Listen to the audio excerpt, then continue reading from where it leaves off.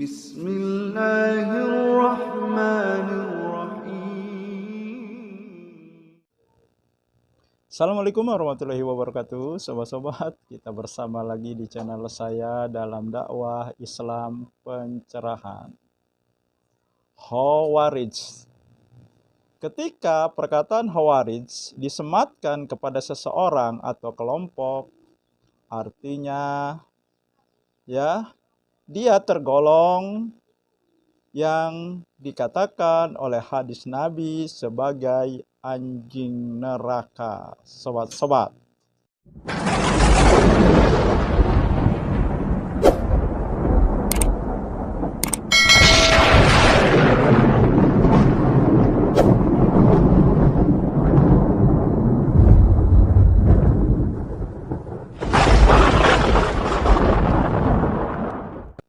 dan ada pihak yang menyematkan ya perilaku Khawarij ini kepada Wahabi. Jadi Wahabi disamarkan menjadi Khawarij atau Khawarij disamarkan menjadi Wahabi. Dan ini sering digunakan ya oleh orang-orang atau kelompok yang ingin mendiskreditkan gerakan yang mereka sebut Wahabi, yaitu gerakan dakwah kembali kepada Al-Quran dan Sunnah Nabi menurut manhaj salaf. Nah, lalu bagaimanakah sebenarnya ciri-ciri dari yang disebut Khawarij, sobat-sobat? Nah, mari kita simak cuplikan video berikut ini. Sebuah kelompok yang dari kemarin, dari dulu, bikin saya sendiri penasaran. Salatnya luar biasa, sangat khusyuk. Mereka banyak yang hafiz. Kalau baca Al-Quran, merdu sekali. Tetapi Rasulullah menyebut mereka dengan anjingnya ahli neraka. Ya Allah, ini kelompok Khawarij, syabab. Kok bisa mereka hafal Al-Quran, mereka salatnya khusyuk. Para sahabat sendiri kalau melihat mereka salat, para sahabat merasa kalah. Kok bisa ya mereka menjadi anjingnya ahli neraka? Kok bisa mereka memberontak dan bunuh kaum muslimin lain? Betul mereka hafiz, betul mereka salat tepat waktu, betul mereka khusyuk kalau salat, betul mereka merdu mutqin, tetapi mereka tetap anjingnya ahli neraka di derajat yang rendah sekali. Karena mereka syabab tidak belajar ilmu agama. Ini jawabannya syabab. Mereka tidak belajar ke ulama syabab. Mereka merasa sombong. Mereka ibadahnya sudah sempurna. Mereka merasa sombong dan mau menafsirkan Al-Quran sendiri. Padahal ini bukan bidang mereka. Mereka harus belajar dulu ke ulama. Makanya mereka salah menafsirkan ayat, Inil hukmu illa lillah.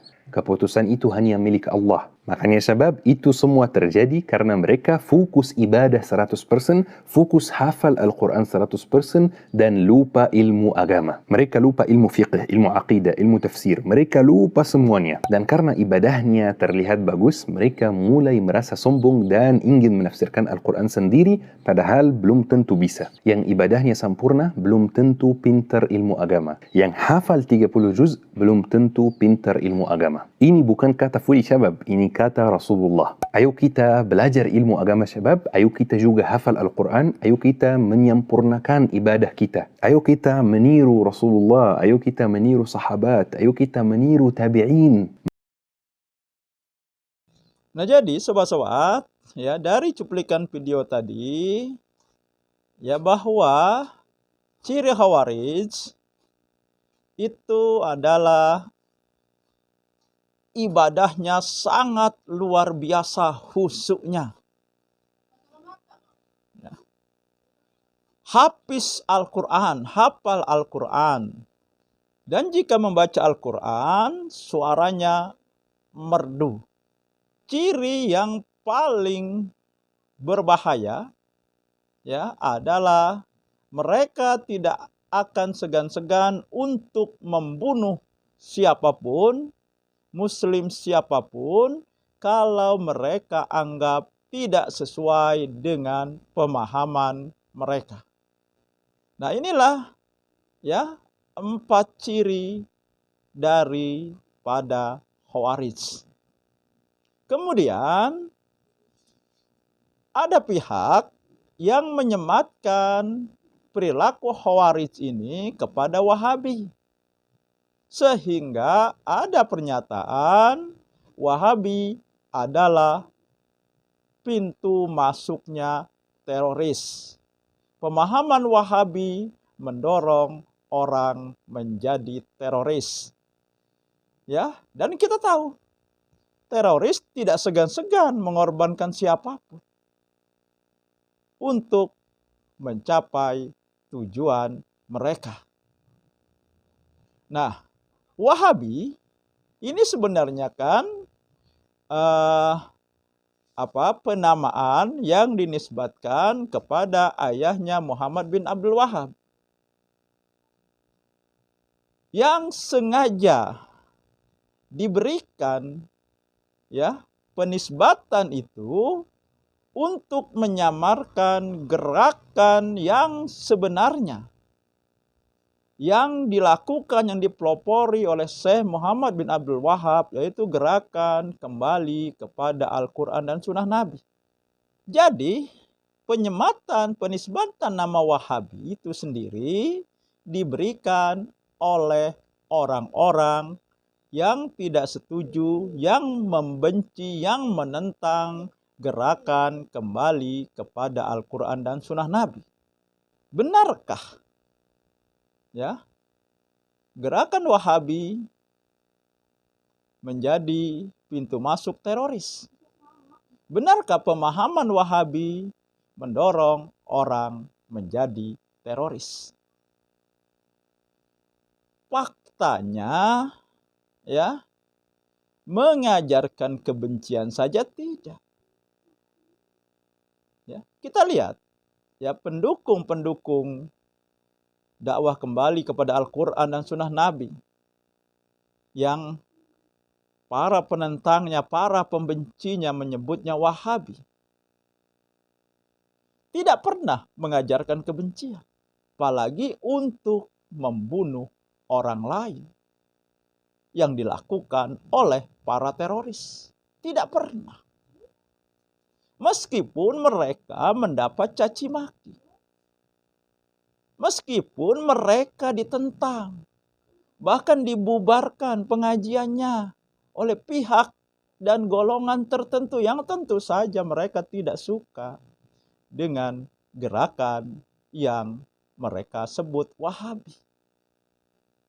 Dan baru-baru ini ya terbetik kabar bahwa Ustadz Mijan Qudsiah, kita ingat ya peristiwa pembakaran pesantren Sunnah di Lombok, dipicu oleh potongan video mengenai ceramah Ustadz Mijan Qudsiah tentang makam keramat, yang pada akhirnya Ustadz Mijan Qudsiah ya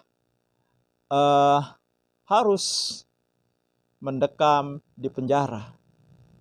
Dan baru-baru ini terbetik kabar kalau dia keluar akan dibunuh. Ada ancaman untuk membunuhnya.